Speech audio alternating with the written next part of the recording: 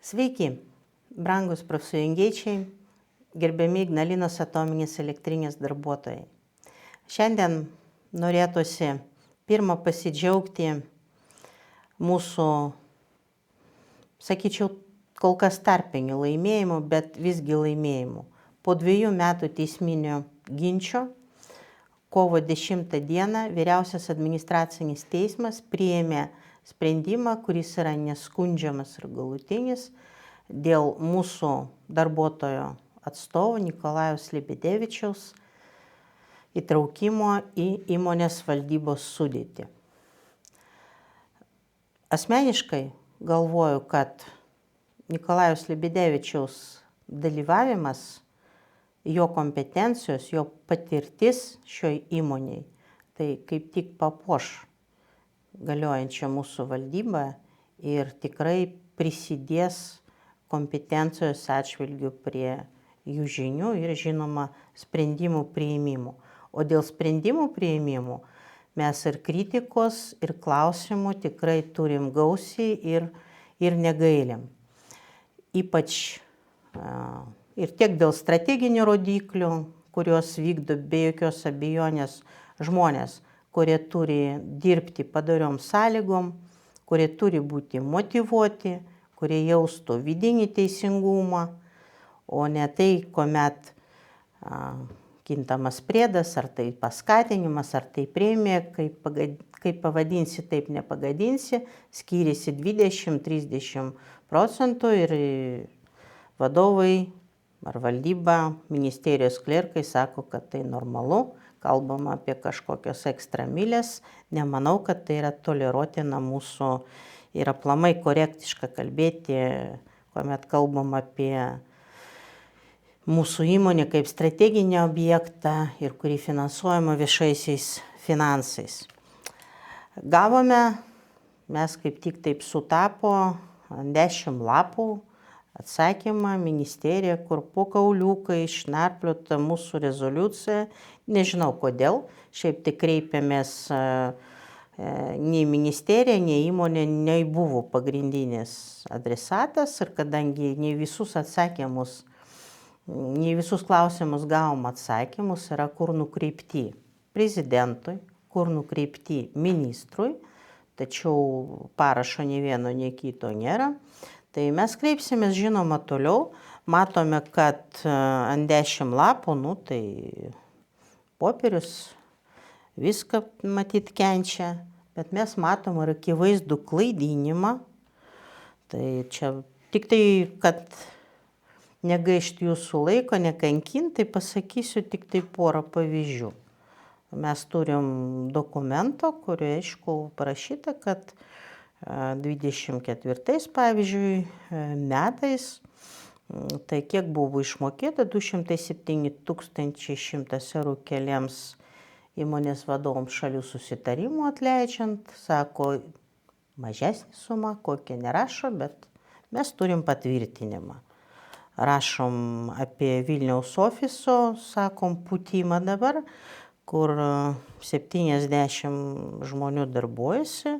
Rašo ne, 5,6%, tai nuo 1500, tai 84 žmonės. Taip sakant, ačiū už patikslinimą. Nesakom, kad negali dirbti ten žmonės ar neturi dirbti, bet viskam yra savo ribos. Kalbantgi apie tai, kad premijos skirtos pernai ir kintamas priedas pagal mūsų galiojančią darbo apmokėjimo sistemą, darbo apmokėjimo ir skatinimo taisyklės, viskas gerai. Tačiau mes kalbam apie piktnaudžiavimą. Mūsų manymu toks paskirstimas, kuomet darbo užmokestis pats skiriasi daugiau nei 10 kartų, tai yra piktnaudžiavimas. Toliau pasižiūrėsim ir skatinimo biudžetą.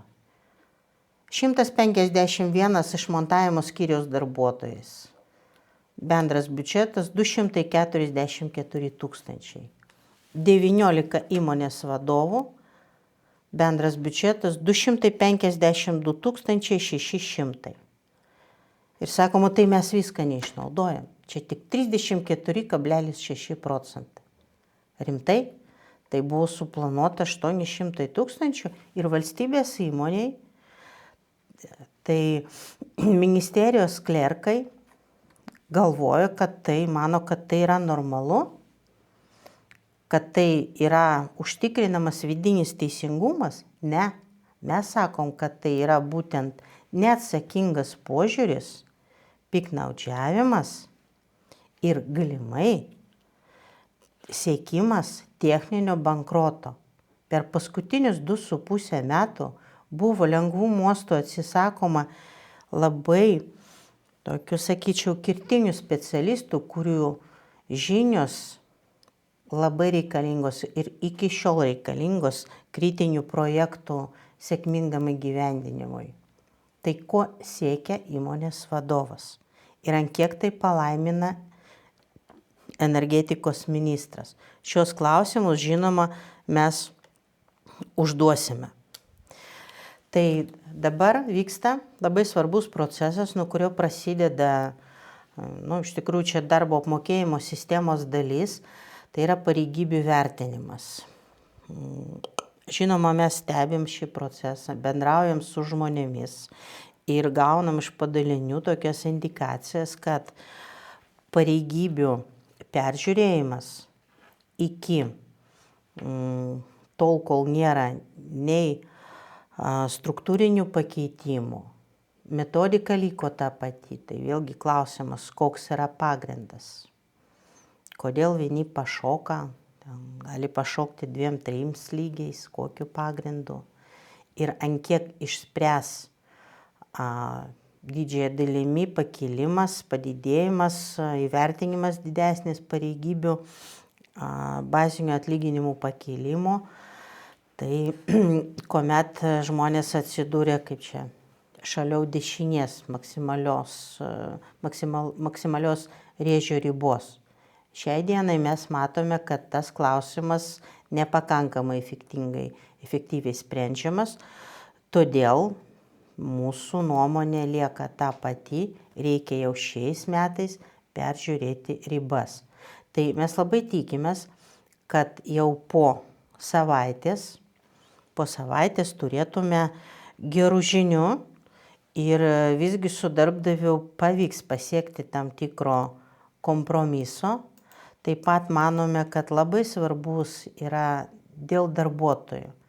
Ne dėl darbdavio mūsų nuomonė, kuris daro daug klaidų, kuris neatsakingai žiūri, įskaitant ir dėja ir valdybą, į vykstančius įmonėje procesus. Nepakankamai yra gerbiami ir vertinami čia dirbantis žmonės.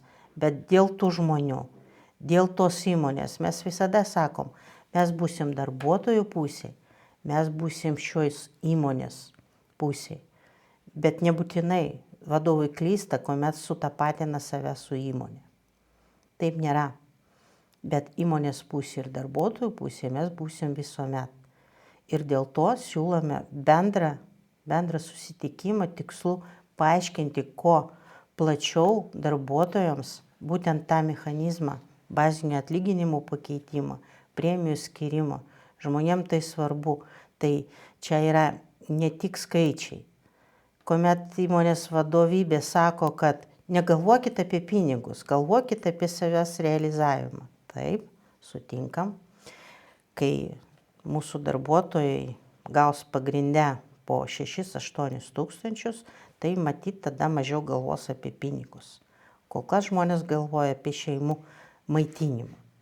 Tai kaip išgyventi iš tų pinigų ir mato tą vidinį neteisingumą ir valstybės įmonė, tai čia labai bloga praktika, sakyčiau, kai skiriasi 20-30 kartų premijos ir daugiau nei 10 kartų atlyginimai. To valstybės įmonėje neturėtų būti. Taigi labai tikiuosi, taip pat, kad mes būsim išgirsti ir už įmonės ribų, kadangi įmonėje nesutarėm, buvo pristatyta ir pristatoma toliau, aš tai vadinu gal tokiu agresyviu marketingu, kalbant apie Altros veiklą. nežinau, kas čia tai veikla, tai čia nėra nei juridinis subjektas, bet kadangi kalbam apie giluminius atliekynus, kadangi kalbam apie galimai mūsų šviesią branduolinę ateitį, ar tai mažų reaktorių, modulinių reaktorių pavidalį. Čia kol kas kalbam apie studijas, kuriom naudojamas išimtinai Lietuvos biudžeto pinigai.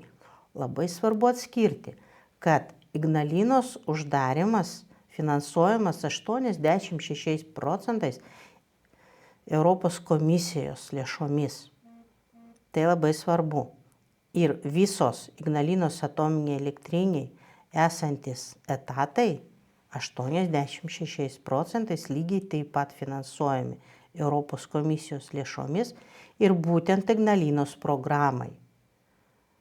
Jokiam negiluminiam kapininui, jokiom studijom dėl būsimų manomų studijų dėl modulinių ar kokių reaktorių. Tai yra labai svarbu. Todėl mes manome, kad ir įmonė, ir tie, kas priima sprendimus, į tai pažiūrės atsakingai ir mus išgirs, kadangi kalba eina apie sekančią finansinę perspektyvą. Sutarta dėl 678 milijonų tik preliminariai. Ir, taip sakant, viščiukus skaičiuoja rudenį.